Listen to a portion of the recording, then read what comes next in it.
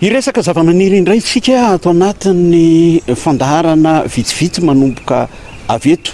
Efa ety an-tsara teo ny fandaharana. Ireto hitantsika manodidina antsika ireto dia zavamaniry fanao fanafody. Ety amin'ny foiben'ny Centre National d'Application de Recherche Pharmaceutique isika CNARP. Ety no hamantarantsika mahakasika ny zavamaniry fanao fanafody. Miarahaba antsika mpanaraka ny televiziona malagasy anasananao ny fandaharana. Miaraka amintsika ny tompon'andraikitra iray ato amin'ity foibe toeram-pikarohana ity, Rakotonandrasana Risara, botaniste, zany hoe nandalina manokana mikasika ny zavamaniry. Inona moa zany ny hita ato anatin'ity saty? Ya, ny hita ato anatin'ity saty dia zaridaina ny zavamaniry fanao fanafody. Raha tsy ahivitsika voalohany, ny isan'ny zavamaniry eto Madagasikara dia misy eo amin'ny 5,200 eo any vao isan'ny manam-pahaizana. Ny karazany io? Ny karazany. Fa ny fampiasa amin'ny fitsaboana ny enti-paharazana amin'izay dia eo amin'ny 703 karazana eo no vao isa hatreto. Dia nakana santionany ireo zavamaniry fanao fanafody ireo nambolena eto amin'izao zaridaina ny CNARP eto. Misy firy no karazana nalainareo mba hovoleny eto?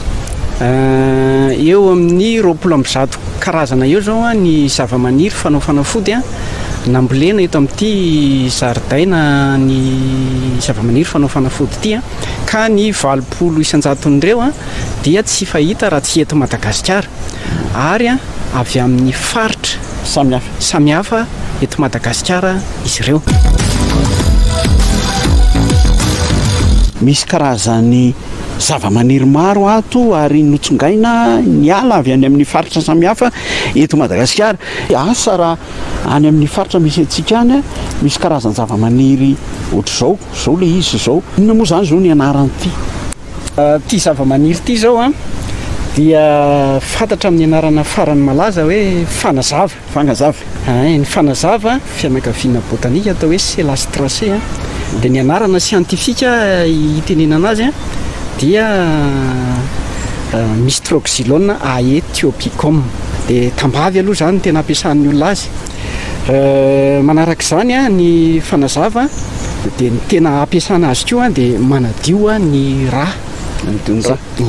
Rehefa fantatra le fampiasana azy, ny fampiasana azy izay angonina any amin'ireo mpampiasa azy dia iny fampiasana izy iny amin'izay no trandrahana jerena izay singa ao anatiny mety na tsy mety ahasitrana any amin'ny laboratoire eto amin'ny CNARP. Ny fanazava dia hita etỳ ampovoantany?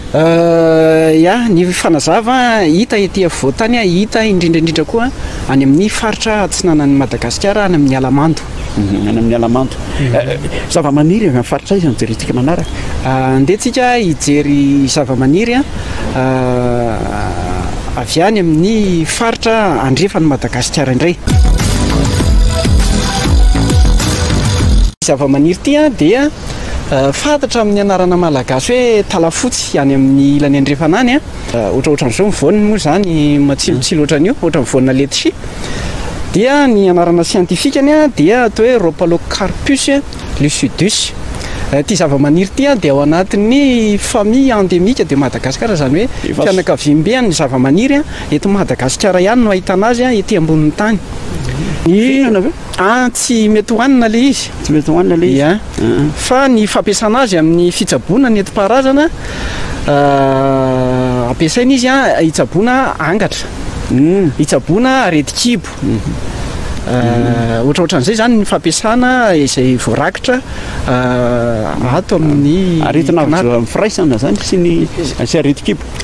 Zany hoe raha vadika zany mety azo avy amin'ny misy tsimoka aretina mahatonga an'ilay aretina dia ity no ampiasaina. Ity no ampiasaina ity. Ny fambolena azy zao maharitra 7 taona zany zao raha ohatra ny hoe tombatombanana. Ny zavamaniry malagasy dia somary miadakadana ny faniriny amin'ny ankapobeny, fa misy moa ireo maniry malaky ihany.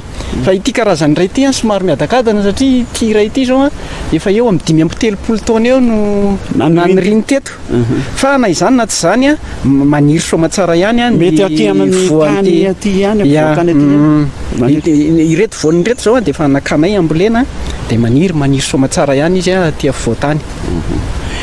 Hitantsika amin'izany fa maro dia maro tokoa ny karazany zava-maniry fanao fanafody raha ny eto amin'ny fitoerana aloha zany dia maka an'izy reto voalohany indrindra aloha zany araka ny voalaza teo dia ny mba hamatarana ny zava-maniry eto Madagasikara izay fanao fanafody fa ny lafiny ray faharoa koa dia ny hoe anaovana fikarohana mba tena hanamarinana ara-tsiantifika izay voalaza hahatonga azy ho fanafody tena manaraka fenitra zany isorohana ny mety ho danger ihany koa mety ho loza ateraky ny fampiasana an'izy ireny dia manao fikarohana an'izay ny knarpa. Dia indray tsika hijery zava-maniry anankiray izay zava-maniry efa tandindomindoza ho lany taranaka avy any amin'ny faritra Ambositrany no nakana azy. Andao aiza le izy? Aty amin'ny ilany aty.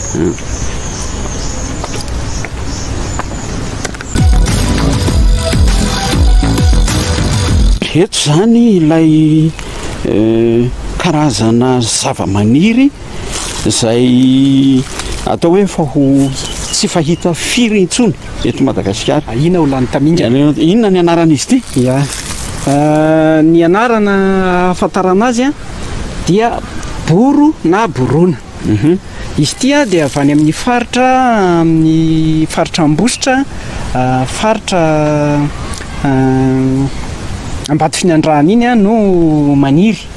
Ahina ho lany tamingana ho izy satria izy ity zany ao amin'ny fanasokajiana azy dia plante en danger no fiteny azy.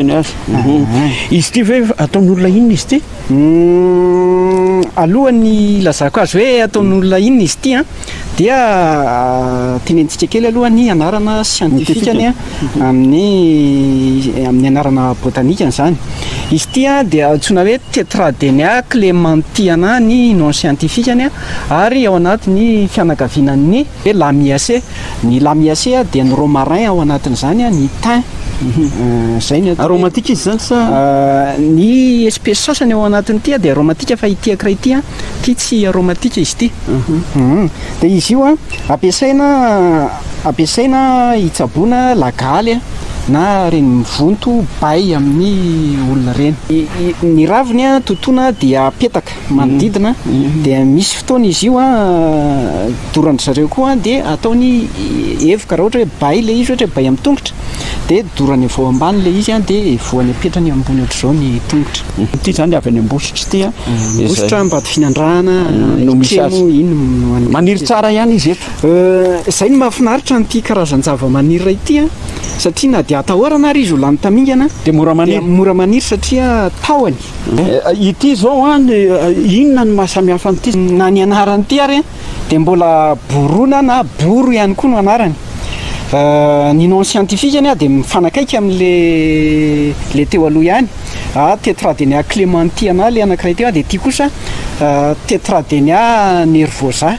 Dia ny mahasamihafa azy ity manitra rehefa kosokosoana zao dia misy fofona manitra dia rehefa manitra ohatran'izay zay indrindrany misy huile essentielle zany ohatrany madity zay le menaka ao anatiny zay le madity zay misy huile essentielle zany misy huile essentielle amin'le volovolo kely amin'ny raviny iny ao anatin'iny le menaka no tehiriziny. Efa lany taranaka koa ity endemika ihany koa izy fa hoe fa mitady ho tafiditra ao anatin'le hoe ho lany taranaka. Zava-maniry eto amintsika moa dia maro ny endemika fa efa tsy vitsy ihany koa nefa ho lany taranaka zany hoe efa tsy ho hitantsony. Hijery karazany zava-maniry ray farantsika ato zao misy karazany zava-maniry ity indray aloha ohatrany mba fantatro ihany raha avy any ambanimbanivohitra any dia mahita le antsoina hoe rambiazina. Tena mahay ianao. Rambiazina fanafodin-javatra maro ty amin'ny malagasy. Raha ny nakanareo azy inona sy inona avy ampiasain'ny olona ny rambiazina anisan'ny zava-maniry tena ampiasain'ny malagasy rehefa natao ny fanadiadiana ty rambiazina ity zany a le atsontsika malagasy hoe rambiazina vavy rambiazina vavy a ny anarana siantifikany a dia helicrysome gymnocéphalome raha vao miteny hoe helicrysome gymnocéphalome dia tonga dia ny mpilalao an'ity huile essentiel na menaka manitra tonga dia mahafantatra hoe io le anisan'ny huile essentiel tena anisan'ny tsara eto Madagasikara. Ny rambiazina vavy aloha tsy ao anatin'le atahorana ho lany tamingana aloha izy hatreto fa na izany na tsy zany a endémique izy dia zava-maniry a fanao fanafody ary ny tena ampiasana azy a amina misy menaka manitra azy dia ampiasaina indrindraindrindra amina sery kohaka aretinandoha grippe ampiasaina ihany koa ty rambiazina vavy ity a amin'ny resaka tazo fanao hevoka izy ity zany fanao hevoka dia rehefa eo amin'ny grippe sy ny kohaka sy ny aretinandoha dia hevoka ny tena ampiasana azy fa rehefa any amin'le tazo a dia ampangotrahana dia sotroina tsirona rambiazina ohatra ny mbola tavela ao anaty vava koa zany tsirona rambiazina manganana be ohatra taditady angidy kely zay izy indraindray misy rambiazina lahy zany dia misy ny vavy zay indrindra tena tsara be le fanontanianao satria misy voalohany ny rambiazina lahy dia misy rambiazina vavy reo akory reo ny tena fantatritsika amin'ny fitsaboana nentim-paharazana sy amin'ny fiainantsika andavanandro fa ny karazany ty rambiazina ity eto Madagasikara dia misy eo amin'ny 1/10 eo ka ireo 1/10 karazan'ireo a ny iray amin'ireo ihany a no hikambanantsika amin'ny firenena any ivelany a fa ny sisa dia atsika malagasy madiodio a ary ny akabeazan'ireo koa dia misy huile essentiel na menaka manitra avokoa dia ny akabeazan'ireo ihany koa dia ampiasaina avokoa amin'ny fitsaboana nentim-paharazana ary ny mahavariana kely amin'izy reto a dia aty amin'ny afovoantany aty amin'ny tendrombohatra amin'ny faritra ambony akaratra tsara tanàna andringitra any izy ny tena betsaka ny hazony ve misy ampiasana azy ny ampiasana ny hazony a atreto aloha zany a dia kitay atao fandrahoana sakafo zany satria izy tsy dia mahatonga hazo be fa ao anatin'ny sokajiny arbuste zany izy farafa ngezany atao fikapohana omby fotsiny zany izy rehefa ny tapintanety any ho antsika mpijery ny fandarana kaloka siketrika raha manompo maso ny ao atokantrano ao ny fanaka samihafa angamba misy anankiray amin'ireny vita amin'ny palissandre asa raha fantatrao fa ireto andamosiko ireto ny faniriny palissandre tehirizina mba ho satoina ny zava-maniry maniry ato amin'ity jardin botanika ny knarpa ity toy izao ny faniriny zao zay ihany ko no mamarana ny fotoanantsika androany mbola iverina ety an-jaridaina isika amin'ny fandarana manaraka hamantarantsika misimisy kokoa ireo zava-maniry fanao fanafody tsy fahita raha tsy eto Madagasikara ary misy amin'izy ireo efa ho lany taranaka mametraka ny mandrabeona tompolasy vavy